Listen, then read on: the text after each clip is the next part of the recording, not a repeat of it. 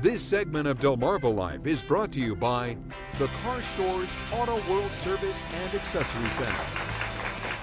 Jimmy, do you know your PSI? I What is do. it? What is it? My PSI is 32. Good for you. What's your PSI? I have no idea. None whatsoever. Well, PSI, just in case you don't know, it refers to your tire inflation on your car.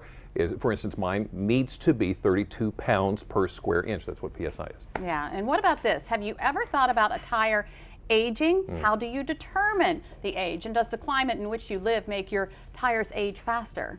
Well, let's get some answers. Brian Spiros is at the Car Store's Auto World Service and Accessory Center in Salisbury with the do's and don'ts of tire care. Brian?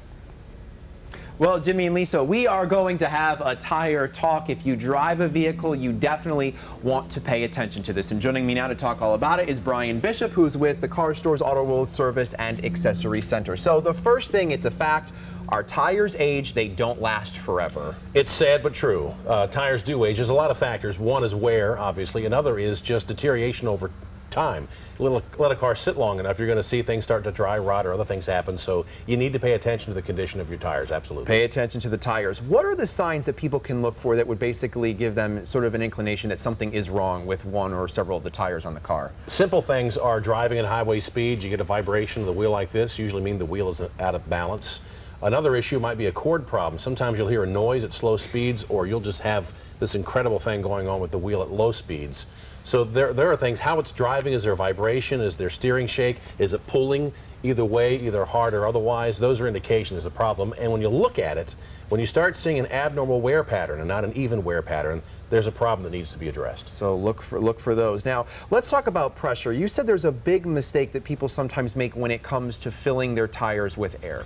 It's not really a mistake, it's just a matter of knowing where to look for the right gauge. On the side of the tire is the manufacturer's maximum and minimal pressures, basically. That's not what you want to go by. You want to go into the driver's side of the vehicle, open it up, there's a label there, and that's the manufacturer of the vehicle saying, okay, put this much air in the tires. That's what you want to follow, because it's not just the air in the tire from the manufacturer of the tire, it's the guy who designed the car wants it to handle, to be stable, based upon his design, so use their measurements. So pay attention to the manufacturer of the car and not the manufacturer of the tire. That's yes. a good rule of thumb for that. All right.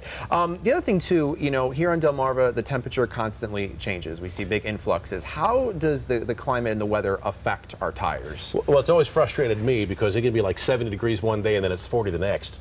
Right. It's simple nature. Things contract in cold, they expand in heat.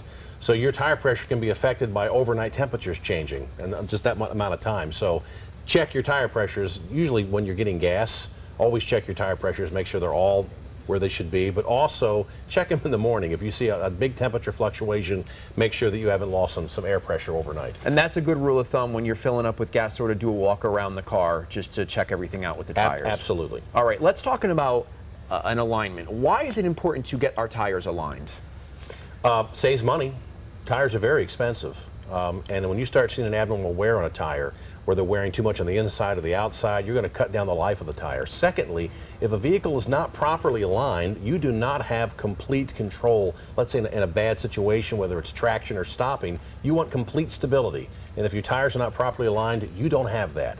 So the rule of thumb is once a year, get your alignment checked. You hit a pothole, it can go out of alignment. You hit a curb, which I'm notorious for, you can need an alignment. So always have your alignment checked at least once a year. So anything can knock the car out of an alignment. Absolutely. And basically, what are some of the signs that people should be looking for to tell I need to bring my car in to get aligned? The biggest way you know you probably need alignment, again, is the physical wear is not normal. It's not even.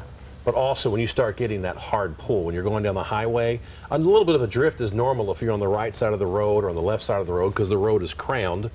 But if you start having a pull, that probably means you needed to get your alignment checked out. So case in point, pay attention to your tires. Absolutely. They're obviously very important on your car. I would say. All right, Brian, thank you very much. Thank a lot you. of great information. We appreciate it. And of course, if you missed any of that information Brian and I just discussed, you can go on to our website, delmarvalife.com, click on the show tab. We'll have all the information there for you. So Jimmy and Lisa, a lot of great information when it comes to tires. We'll send it back to you in the studio.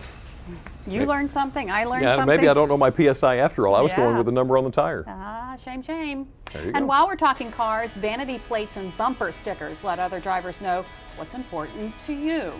We meet a breast cancer survivor and find out how she's using her experience to offer support to other victims, one license plate at a time. And when it comes to breast cancer prevention, Dr. Oz says try turning to certain foods.